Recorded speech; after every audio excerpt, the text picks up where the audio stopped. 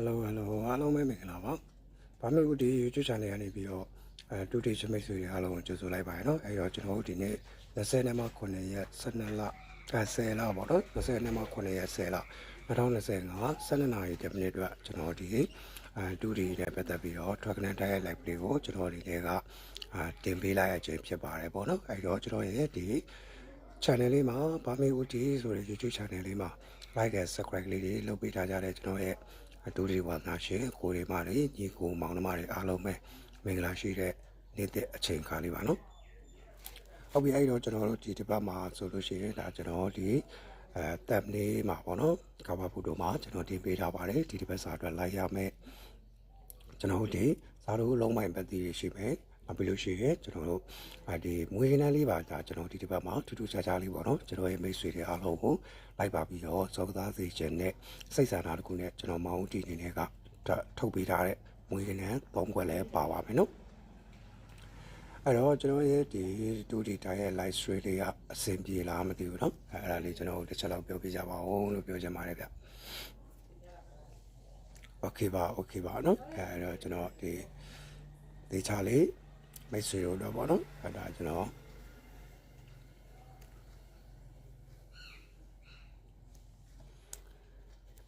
တင်ပေးလာတာဖြစ်ပါတယ်အဲ့တော့ကျွန်တော်ဒီတစ်ပတ်မှာဆိုလို့ရှိရင်ဒါ20နဲ့မှ9ရက်နေ့ကနေပြီးတော့ပေါ့နော်ဒါကျွန်တော်29ရက်10လနေပြီးတော့30နဲ့မှ1ရက်10လတိ10လပိုင်းဒီပေါ့နော်ဒါကျွန်တော်ဒီတစ်ပတ်တော့9ရက်တာကာလမှာလိုက်ပါပြီးတော့စောသားရမယ်တူဒီကျွန်တော်ဒီမွေးကနန်းလေးတွေရှိပါတယ်နော်ကျွန်တော်ပေးထားပါတယ်မွေးကနန်းဒါအခု live stream ကိုပြီးသွားတဲ့အခါမှာကျွန်တော်ရဲ့ဒီဗီဒီယိုဖိုင်လေးကိုပြန်ပြီးတော့ကြည့်လိုက်ပါ thumbnail မှာကျွန်တော်ပို့ပြပေးထားတာပဲဖြစ်ပါတယ်ဗျအဲ့တော့ကျွန်တော်ဒီတစ်ပတ်မှာဆိုလို့ရှိရင်ဒါအားကောင်းတယ်ပေါ့နော်အားကောင်းတယ်ပေါ့ကျွန်တော်ရဲ့မိတ်ဆွေအားလုံးပြောချင်တာအားကောင်းတယ်တုံညာပတ်တီကလည်းအရန်ကောင်းတယ်ကျွန်တော်ကြိုက်တယ်ပေါ့နော်ကျွန်တော်အရန်ကြိုက်တယ်နောက်တစ်ခုကဒုတိယအားကောင်းတာကိုပတ်တီပေါ့အဲ့တော့ဒီ39ပတ်တီကိုကျွန်တော်ဘာဖြစ်လို့နှလုံးလုံးချရေးပေးရလဲဆိုတော့နှလုံးလုံးကိုလိုက်စေခြင်းနဲ့စိတ်ဆန္ဒနဲ့တစ်ခါလေးတပြိုင်တည်းလိုက်ပါလို့ပြောတာမဟုတ်ပါဘူးကို့အနေနဲ့ကကိုဒီလိုက်ပါပြီးတော့ပေါ့နော်စော်ကစားတဲ့အခါမှာငါတို့ဒီတစ်ပတ်မှာ3ညကြိုက်တယ်ငါတို့ဒီတစ်ပတ်မှာ9ကြိုက်တယ်အဲ့လိုမျိုးလေးနဲ့ပေါ့နော်3ည9ပတ်တီကိုဒါကျွန်တော်ဒီတစ်ပတ်မှာဇာတို့ပတ်တီဖြစ်နေပြောချင်ပါတယ်နော်ကိုကြိုက်တာကိုလိုက်ပေါ့နော်အဲ့တော့ကျွန်တော်ဒီမွေးကနန်းလေးတွေမှာကြတော့ကျွန်တော်ဘာရှိမလဲဆိုတော့ဒီတစ်ပတ်မှာထူးထူးခြားခြားလေးနဲ့3လုံးခွေသဘောမျိုးလေးပေါ့နော်မွေးကနန်းလေးထုတ်ပေးတာရှိပါတယ်ဒီမွေးကနန်းထုတ်ပေးတာတော့34ရယ်ကျွန်တော်ဒီ35ရယ်45ရယ်ဆိုပြီးတော့ဒီကနန်းလေး3လုံးပေါ့နော်3 4 5 34 35 45ဆိုပြီးတော့3လုံးမွေးကနန်းဒီတစ်ပတ်မှာတည်တဲ့ဒါကျွန်တော်ထုတ်ပေးလိုက်တာပဲဖြစ်ပါတယ်နော်မင်္ဂလာပါအဲ့တော့ကျွန်တော်ဒီနေ့မနက်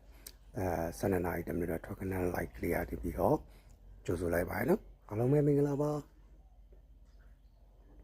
အဆင်ပြေလားမသိဘူးเนาะကျွန်တော်ရဲ့တန်လေးကိုလည်းကြားရတယ်ကြည်လင်ပြသသာကြားရတယ်ဆိုလို့ရှိရင် comment လေးတစ်ချက်လောက်ရေးပေးကြပါဦး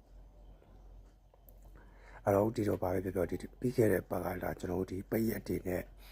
ဒီအနေထားတစ်ခုကိုရောက်ခဲ့တယ်ဒီတစ်ပတ်မှာတော့ကျွန်တော်ဒီရက်စုံပေါ့နော်9ရက်တာတနင်္လာလေးရဲ့ဧကာလေးရဲ့ဗုဒ္ဓဦးလေးရဲ့ဇာတာပရိလေးရဲ့တောက်ကြလေးရဲ့9ရက်တာကာလတော့ကျွန်တော်တို့ဒီလိုက်ပါပြီးတော့သွားရမှာဖြစ်တဲ့အတွက်ပေါ့နော်အဲ့တော့ကျွန်တော်ဒီတေချာလေးဖြစ်ဖြစ်စီစီလေးနဲ့ပေါ့နော်လိုက်ပါဖို့ပြောချင်ပါတယ်အဲ့တော့ဒီတစ်ပတ်မှာဒါကျွန်တော်ဒီဝီကနန်းလေးတွေဒါရှိမှလည်းကျွန်တော်ပြောခဲ့ပေါ့နော် comment လေးရေးပြကြပါအောင်ဗျတည်ရသူတွေပေါ့နော်ရှေ့မှာဝင်ရောက်ပြီးတော့ကြည့်ရှုထားတဲ့သူတွေတည်ရသူတွေကဥတီရဲ့ဒီတစ်ပတ်စာမွေးကနန်းဒါ3ကွက်ပေါ့နော်ဒါကျွန်တော်ပေးထားပါတယ်တခုရှိပါတယ်အားလေးတော့လောက်ကြပေါ့နော်ဘာလို့လဲဆိုတော့ကျွန်တော်ကဒီ34 45 35ကျွန်တော်ကဒီဒဲတီပဲပေးထားတယ်ဆိုလို့ရှိရင်ဒဲပဲထိုးနေမှာဆိုလို့ပေါ့နော်အဲ့တော့ကျွန်တော်ရဲ့ဒီတစ်ပတ်မှာမွေးကနန်းလေးက34 35 45ဆိုတဲ့345ဒီပေါ့နော်345ကိုကျွန်တော်ဒီအခွေသဘောမျိုးလေးနဲ့ပေါ့နော်မွေးကနန်းတစ်ခုဒါကျွန်တော်ဒီဘက်မှာတေချာလေးရွေးပြီးတော့ထုတ်ပေးထားတယ်ပေါ့နော်34 35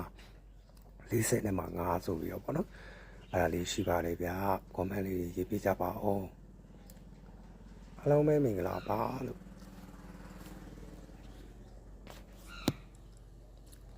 ဘယ်တော့တော့ကနကတော့43မိနစ်ပတ်ဆိုကျွန်တော်ဒီမိနစ်20ဝန်းကျင်လောက်ကြံသေးရပါတော့အဲ့တော့ like and share လေးတွေလုပ်ပြကြပါဦး comment လေးလည်းရေးပြကြပါဦးလို့ဒီရဲ့ချမိတ်ဆွေတွေအားလုံးပဲတောင်းဆိုပါတယ်အားလုံးပဲမင်္ဂလာပါအဲ့တော့ဒီနေ့တနင်္လာနေ့အဖွင့်ပွဲကျွန်တော်လည်းအတူတူကဲရှင်ကုန်သွားလဲကြည့်လိုက်ရအောင်ဗျာနော်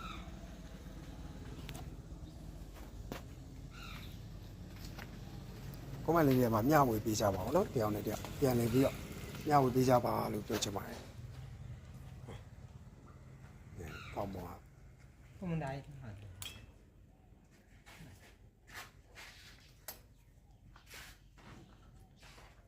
မနေ့တော့မပေးဘူးလားဦးတီးတဲ့ဟုတ်ကျွန်တော်ဒီနေတိုင်းနဲ့ပတ်သက်ပြီးတော့ကျွန်တော်နောက်မှတေချာလေးပြန်ပြီးတော့ပြောပေးမယ်ပေါ့နော်တေချာလေးပြန်ပြီးတော့ပြောပေးမယ်ဘာလို့ဆိုတော့ဒီ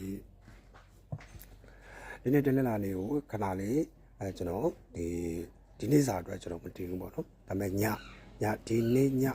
ကျွန်တော်ဒီပုံမှန်လွတ်နေကြအချိန်ပေါ့8နာရီဝန်းကျင်လောက်ကိုကျွန်တော် live stream နဲ့ကျွန်တော်ရဲ့ဒီပုံမှန်အရင်တော့လိုပဲပေါ့နော်ဒီ live stream လေးနဲ့ကျွန်တော်ပြန်ပြီးတော့ပြောပြပါမယ်နော်အမလည်းပြန်အင်္ဂါနေ့ကနေစပြီးတော့ကျွန်တော်ဒီသွားမယ်ဗျာနော်ဟုတ်ကဲ့ပါအဲ့တော့ဒီမွေးလန်းလေးရေးပြကြပါအောင်နော်တခြားသူတွေလည်းဝင်ရောက်ပြီးတော့ကြည့်ရှုတဲ့အခါမှာဒီအထောက်ပံ့လေးတွေရအောင်ပေါ့နော်34ရယ်35ရယ်45ရယ်ပေါ့နော်အကနန်3ခွက်ဒီဘက်မှာမွေးလန်းဖြစ်နေအရန်ကောင်းပါတယ်ဟုတ်ကျွန်တော်ရဲ့မိတ်ဆွေတွေအားလုံးဒီရစေချင်တဲ့ဆန္ဒနဲ့ကျွန်တော်တင်ပေးတာပါပေါ့နော်34 35 45ဖြစ်ပါတယ်ကျွန်တော်ဒီဇာတိုးအနေနဲ့ပေါ့နော်ကိုကြိုက်တာတော့ကိုလိုက်ပေါ့ကျွန်တော်တော့39ပတ်တီကိုဒီဘက်မှာပို့ကြိုက်တယ်ဟုတ်ကဲ့ပါကျွန်တော်ဒီ comment လေးရေးပေးတဲ့အတွက်ကျေးဇူးတင်ပါတယ်နော်တူတယောက်ချင်းကိုကျေးဇူးများတင်ပါတယ်ဗျထွက်ကနန်းလေးတူရေခေါ်အောင်နော်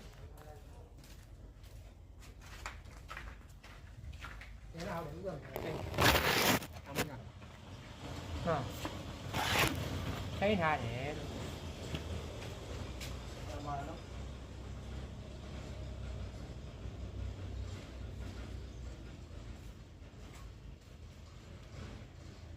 Ahora los canales no apoyan. Ahí ya no apoyan nada. Anda fue. Ahí ya no se me da fue. Ya me. Ya ni ahí ya no se no te pasó lo mismo van a coger. Ahora vamos a ver. Ya no me da.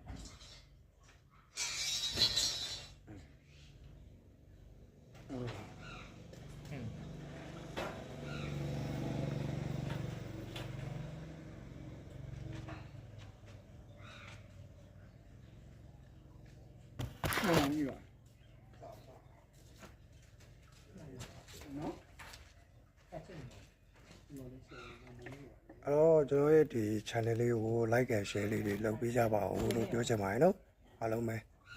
ဒီ follow မလုပ်ရသေးဘူးဆိုလို့ရှိရင် follow လေးလုပ်သွားနော်ကျွန်တော်ဒီနောက်ပိုင်းကြလို့ရှိရင် live stream တွေကိုညပိုင်းမှာ8နာရီကျွန်တော်ဒီမနက်ခင်းပိုင်းတော့ခုလိုမျိုးအဆင်ပြေတယ်လို့အချိန်လေးနဲ့ကျွန်တော်အမြဲတမ်း live stream နဲ့ပြန်စားတော့မှာဖြစ်ပါတယ်နော်အဲ့တော့ကျွန်တော်ရဲ့ဒီ YouTube channel လေးကိုsubscribe ဘေးကခေါင်းလောင်းလေးပေါ့နော်ခေါင်းလောင်းလေးနှိပ်ပေးပါနော်ဝေကနက်လည်းအခုဒီ tab လေးမှာထည့်ပေးထားရနော်ကာဘာဖိုတိုပေါ့ဒီ live ရဲ့ကာဘာဖိုတိုမှာကျွန်တော်ဒီဝေကနက်လေးရောထည့်ပေးထားတာဖြစ်ပါတယ်ဗျအဲ့တော့ရှေ့ပိုင်းမှာကျွန်တော်ဒီ comment လေးတွေဝင်ရေးပေးထားတဲ့ကိုတွေမားတွေရှိပါတယ်ဒီကိုတွေမားတွေကနေပြီးတော့ကျွန်တော်ဒီဝေကနက်ပေါ့နော်တစ်ပတ်စာအတွက်ဒီ29ရက်10လကနေပြီးတော့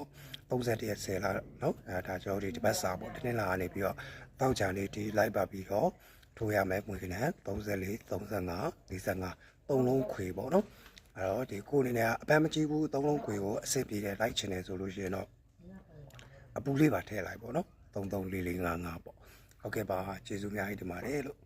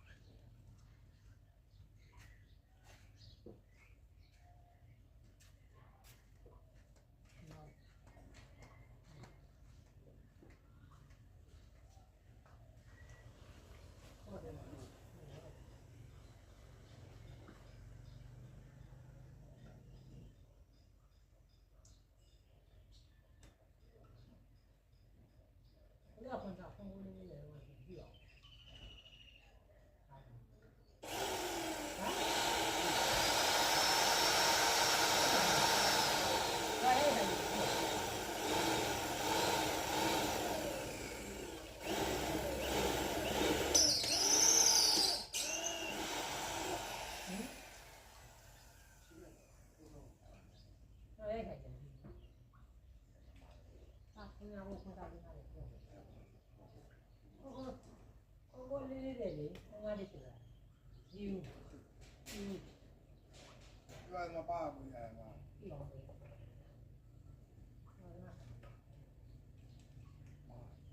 ဘာလဲရကြတယ်ဘုံလိုက်တာတော့တားလို့ဘုံလိုက်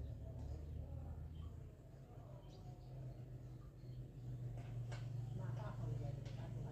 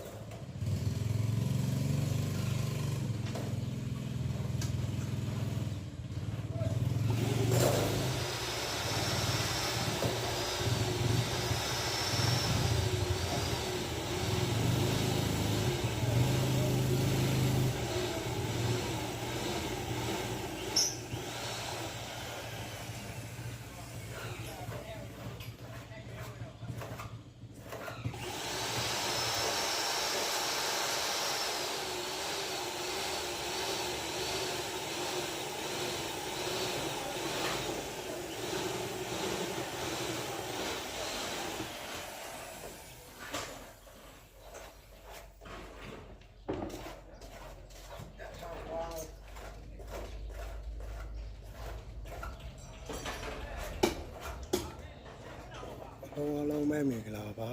မင်္ဂလာပါကဲ6မိနစ်ပဲလိုရတယ်နော်အားလုံးပဲမင်္ဂလာပါအားကြောင့်ဒီ comment လေးတွေရေးပြီးတော့အပေါ်မှာလေ comment ရေးထားတဲ့အကူတွေမှတွေရှိတယ်ကျွန်တော်ရဲ့ဒီဘက်စာအတွက်ပေါ့နော်အားရမယ့်အရာတွေကျွန်တော်တခါလေးပြောပေးထားတယ်ပေါ့နော်အဲတော့အားလုံးပဲကဲ comment လေးတွေဝင်ပြီးတော့ဖတ်ပေးကြပါလို့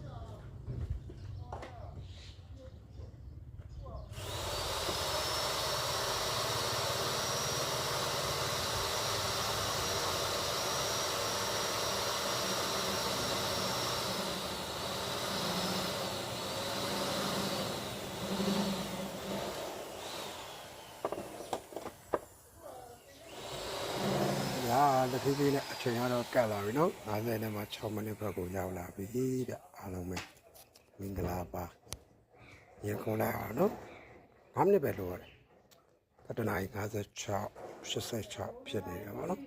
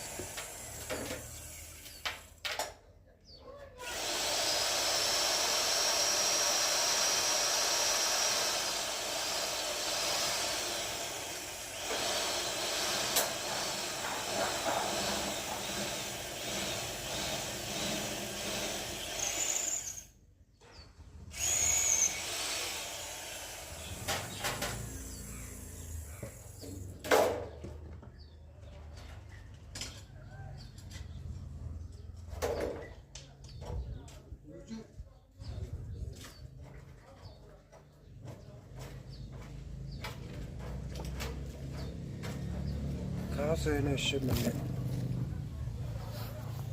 တော့10မိနစ်ခွဲတာ2မိနစ်လောက်ပဲလိုရတယ်နော်အားလုံးပဲမင်္ဂလာပါ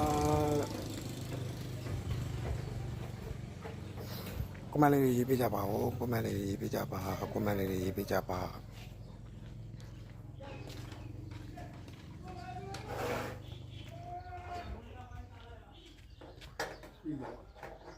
ပြီးတော့မှာ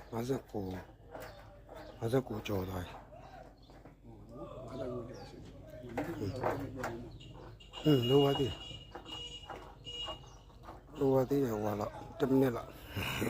10မိနစ်လောက်လုပ်သေးဘယ်လိုလဲတက်ခွန်ခွန်တက်ကနေပြီးတက်ခွန်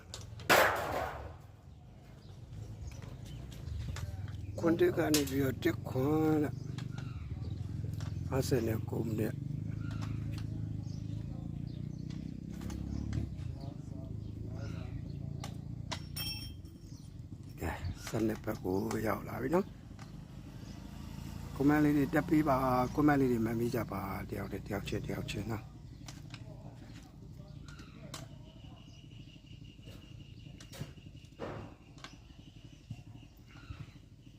တင်းနဲ့ဖြစ်နေပါတယ်တင်းနဲ့ဖြစ်နေပါတယ်လို့ဟိုထိတ်ကိုပတိတန်းဝင်လာပါပဲကိုပတိတန်းဝင်လာပါပဲလို့ကိုချဖြစ်နေပါတယ်လို့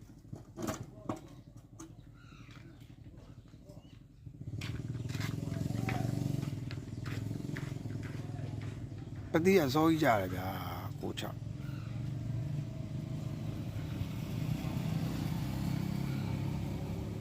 ရင်းချက်သားကောင်းတယ်လက်ခတ်သမားတယ်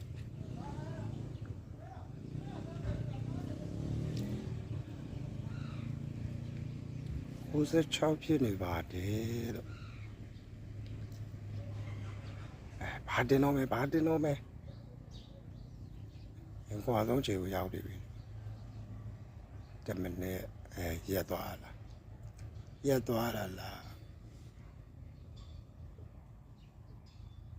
လိုင်းညံ့နေပါတယ်လို့လိုင်းညံ့နေပါတယ်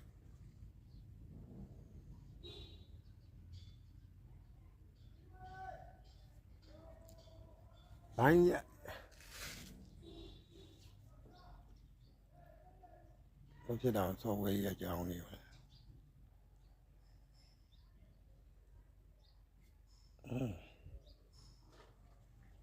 ခဏလေးလိုင်းကြ